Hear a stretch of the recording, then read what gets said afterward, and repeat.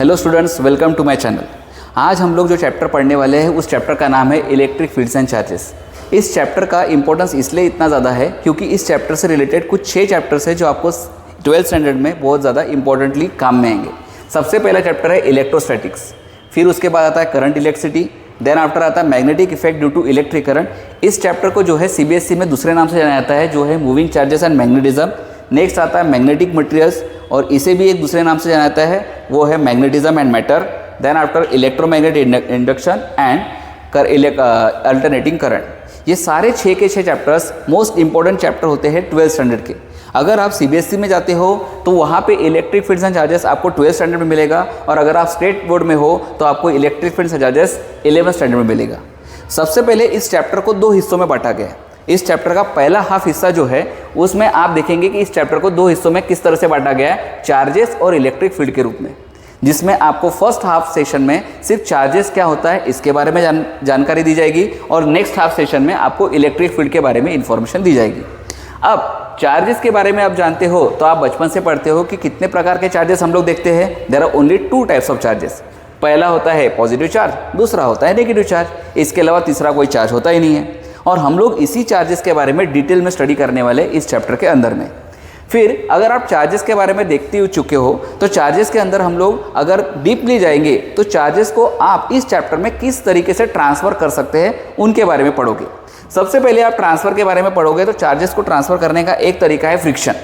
Friction तरीका वो होता है जब आप किसी भी 2 ऑब्जेक्ट के बीच में टच या फिजिकल कांटेक्ट में आएंगे तब आपका उस समय चार्जेस ट्रांसफ़र हो सकता है। एग्जाम्पल के तौर पे जाना जाए तो हम लोग विंटर के समय में वूलन क्लॉथ अगर पहनते हैं और किसी तरह से रबिंग करके उस वूलन क्लॉथ को अगर हम लोगों ने चार्ज कर दिया और आपकी अनचार्ज बॉडी उस वूलन क्लॉथ के टच में आई तो आपको थोड़ा सा करंट लगेगा। पर जानने की बात यह है कि ये जो टच होने के बाद जो करंट लगता है वो कुछ सेकेंड्स के लिए होता है। रीज़न इसके पीछे का ये है कि जब भी चार्जेस ट्रांसफ़र होंगे, चार्जेस तभी ट्रांसफ़र होंगे जब तक इक्विलिब्रियम कंडीशन नहीं बन जाती। इक्विलिब्रियम कंडीशन मतलब एक समान ट्रांसफ़र होगा। अगर इसके पास 5 इलेक्ट्रॉन है और सामने वाले ऑब्जेक्ट के पास कोई इलेक्ट्रॉन नहीं है तो जब तक इसके पास 2.5 इलेक्ट्रॉन यहाँ से वहाँ नहीं जाएंगे तब तक ही चार्जेस ट्रांसफ़र हो सकते हैं और तभी सामने वाले को करंट लग सकता है। जैसे ही ये 2.5 इलेक्ट्रॉन सामने वाले के पास चले गए, दोनों के दोनों बैलेंस हो जाएंगे और चार्जेस का ट्रांसफ़र स्टॉप हो जाएगा और इसी तरह से करंट का लगना भी बंद हो जाएगा। सेकेंड अगर आप पार्ट देखोगे तो आपका है कंडक्शन। कंडक्शन में भी सेम आपको फिजिकल कांटेक्ट के थ्रू ही ट्रांसफ़र कर सकते हो। इसका बेस्ट एग्जांपल है आपके घर में दौड़ने वाली करंट इलेक्ट्रिसिटी, जहाँ पे वायर स्विच के और आपके किसी भी अप्लायंस के साथ कनेक्ट किया हुआ है। जैसे ही आप स्विच ऑन करते हो, वायर के थ्रू सारे के सारे इलेक्ट्रॉन्स दौड़ते भागते हुए उस बल्ब को जाके जलाएंगे, और जब तक वो वायर उस बल्ब के साथ कनेक्ट नहीं है तब तक आपका बल्ब ग्लो होना पॉसिबल नहीं है। तो ये दोनों तरीके जो हमने देखे ट्रांसफ़र के, ये दोनों फिजिकल ट्रांसफ़र कहलाते हैं, या फिर जब तक फिजिकल कांटेक्ट नहीं होगा तब तक यहाँ चार्जेस का ट्रांसफ़र होना पॉसिबल नहीं है। तीसरा अगर आप ट्रांसफ़र देखोगे तो वो होता है इंडक्शन।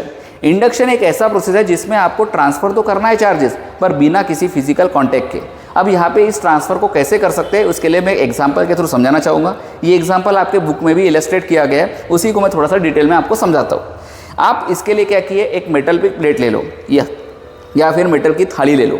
इस मेटल की थाली को पहले हम लोग जब देखते हैं तो जब आप मेटल के प्लेट को अंदर घर के अंदर टच करोगे तो आपको कोई भी इलेक्ट्रिकली चार्ज नहीं मिलेगा, क्योंकि वहाँ पे वो उस समय न्यूट्रल कंडीशन में रहती है। अगर वो न्यूट्रल कंडीशन में नहीं होती तो हाथ लगाने पास हमें करंट लगना चाहिए था, पर हम लोग देखते हैं कि हमारे घर में जो भी मेटल के वस्तुएं हैं उसको हाथ लगाने के बाद हमें कोई भी करंट नहीं लगता। इसके पीछे का कारण है कि वो एक प्रकार से इलेक्ट्रिकली चार्ज होती है। सारे प्लेट के ऊपर पॉजिटिव और नेगेटिव चार्जेस इक्वली डिस्ट्रीब्यूट होते हैं।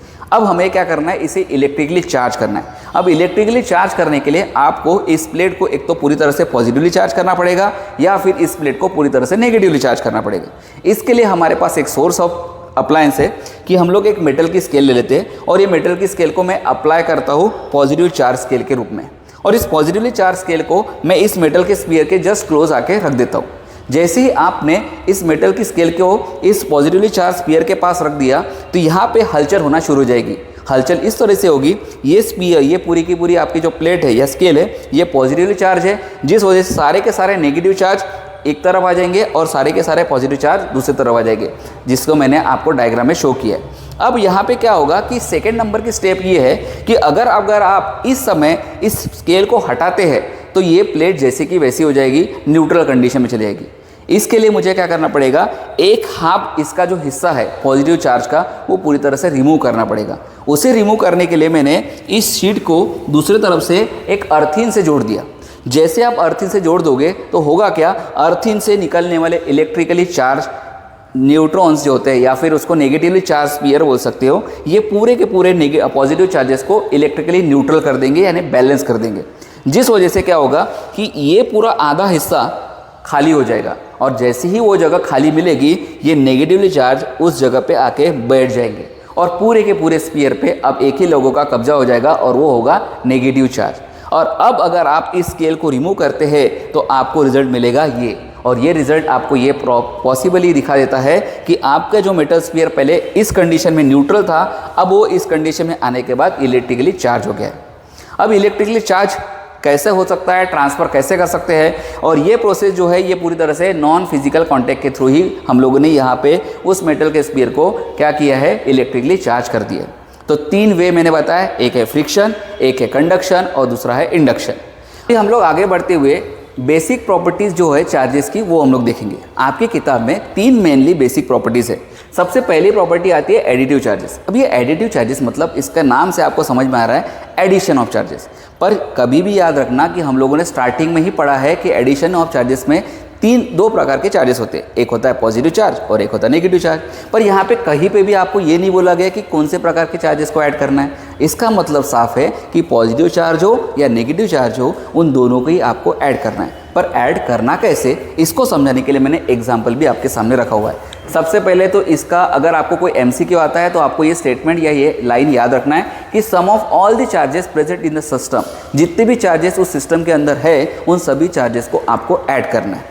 एग्जाम्पल के तौर पे मान लो ये ब्रैकेट जो बना हुआ है एक सिस्टम है और इस सिस्टम के अंदर में ये सारे के सारे चार्जेस एकोमोडेट है, जिसमें कुछ चार्जेस पॉजिटिव में रखे गए, कुछ चार्जेस नेगेटिव में रखे गए। अब इनको एडिटिव चार्जेस में कैसे रखना है, तो देखो यहाँ पे आप 2e इलेक्ट्रॉन पॉजिटिव में देख रहे हो, 3e इलेक्ट्रॉन नेगेटिव में देख रहे हो, 4e इलेक्ट्रॉन पॉजिटिव में, 7 इलेक्ट्रॉन नेगेटिव में, 4 इलेक्ट्रॉन पॉजिटिव और 3 इलेक्ट्रॉन नेगेटिव में। इनको लिखने का कैसा, आपको हर जगह प्लस प्लस रखना है और जो चार्जेस नेगेटिव के फॉर्म में है उनको ब्रैकेट में लिख के रिप्रेजेंट करना, उनको डायरेक्टली आप नेगेटिव मत लिखना। उसके बाद सेकेंड स्टेप में प्लस इंटू माइनस करके आप इनको नेगेटिव और पॉजिटिव के फॉर्म में लिख सकते हो। और फिर तो आपका बेसिक सिंपल मैथमेटिक्स है, प्लस माइनस करके आपको फाइनल रिजल्ट -3 इलेक्ट्रॉन। तो इस पूरे सिस्टम के अंदर में कितने इलेक्ट्रॉन्स एकोमोडेट है, तो total charges are only -3 electron. इस तरीके की प्रॉपर्टी को हम लोग एडिटिव चार्जेस कहते हैं। आई होप, मुझे लगता है कि आपको ये समझ गया कि एडिटिव प्रॉपर्टी क्या है।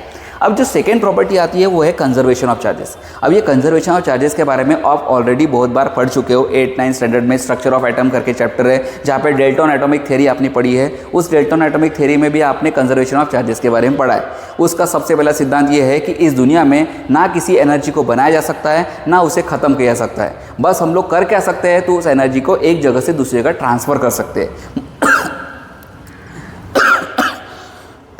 इसका सिंपल एग्जांपल क्या है कि हम लोग क्या कर सकते हैं, जैसे कि मैकेनिकल एनर्जी है तो इलेक्ट्रिकल एनर्जी में कन्वर्ट कर सकते हैं, इलेक्ट्रिकल एनर्जी है तो मैकेनिकल एनर्जी में कन्वर्ट कर सकते हैं। ये सभी उसका एक जीता जागता एग्जांपल है। अब यहाँ पे इसके लिए भी एग्जांपल देता हूँ मैं। ये फिर से एक सिस्टम लिया। इस सिस्टम के अंदर स्टार्टिंग में पहले इस स्फीयर के पास है 10 इलेक्ट्रॉन्स और इस स्फीयर के पास कोई भी चार्जेस नहीं है। अब सिस्टम में अगर आपको पूछा कि टोटल चार्जेस इन सिस्टम कितने हैं, तो 10 इलेक्ट्रॉन्स है। अब हमने क्या किया, इस स्फीयर ने अपने 5 इलेक्ट्रॉन इस दूसरे स्फीयर को दे दिया, जिस वजह से क्या हुआ, इस स्फीयर के अंदर 5 इलेक्ट्रॉन कम हो गए और इस स्फीयर के अंदर 5 इलेक्ट्रॉन ऐड हो गए। अब अगर किसी ने आपको पूछा कि what changes taking place in this system, तो आपका आंसर क्या होगा, देयर इज नो चेंज, क्योंकि सिस्टम में पहले भी 10 इलेक्ट्रॉन थे और सिस्टम में अब भी 10 इलेक्ट्रॉन है। तो सिस्टम जैसा का वैसा बैलेंस है, इसे इक्विलिब्रियम कंडीशन कहते हैं और हर समय आपका चार्जेस इसी तरह से बैलेंस कंडीशन में ही रहेगा। तीसरी और लास्ट आपका जो सिस्टम चार्जेस का जो प्रॉपर्टी होता है वो है क्वांटाइजेशन ऑफ चार्जेस। अब ये क्वांटाइजेशन का मतलब क्या, चार्जेस को ट्रांसफ़र करना हमने देख लिया, पर इसके लिए एक टर्म्स एंड कंडीशन है। टर्म्स एंड कंडीशन ये है कि जब भी कोई चार्जर ट्रांसफ़र होंगे तो उसे पूरी तरह से चार्ज लेना पड़ेगा, यानी 1 इलेक्ट्रॉन पूरा लेना पड़ेगा। कोई भी चार्ज ट्रांसफ़र करते समय ऐसा नहीं कर सकता कि मुझे आधा इलेक्ट्रॉन दे दो, मुझे 1/4 इलेक्ट्रॉन दे दो। ऐसा कोई भी इलेक्ट्रॉन का ट्रांसफ़र सिस्टम के अंदर पॉसिबल नहीं है। जैसे कि मैंने एग्जांपल के रूप में दिखाया है कि चार्ज अगर आपको लेना है तो 2e 3e इस फॉर्म में आप ले सकते हो। आप ऐसा कभी नहीं शो कर सकते 1/2 3/2 0.5 इस तरीके का चार्जेस कभी भी ट्रांसफ़र पॉसिबल नहीं है।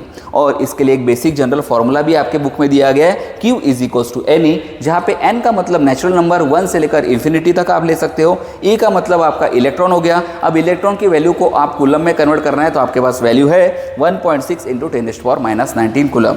आई होप मैंने आपको ये जो टॉपिक पढ़ाया है इसमें जो भी चार्जेस के बारे में इन्फॉर्मेशन दी है वो आपने अच्छे से समझ लिया है। चार्जेस का टॉपिक अगर आपको अच्छे से समझ गया और इसके आपको नोट्स चाहिए तो मुझे मैसेज करिएगा, मैं आपको इसको टेलीग्राम के एक लिंक के अंदर आपको सारे नोट्स प्रोवाइड कर दूंगा। और अब मिलते हैं नेक्स्ट सेशन में, जहाँ पे मैं आपको कूलम्स लॉ और आगे की इलेक्ट्रिक फील्ड के बारे में समझाते हुए मिलूंगा।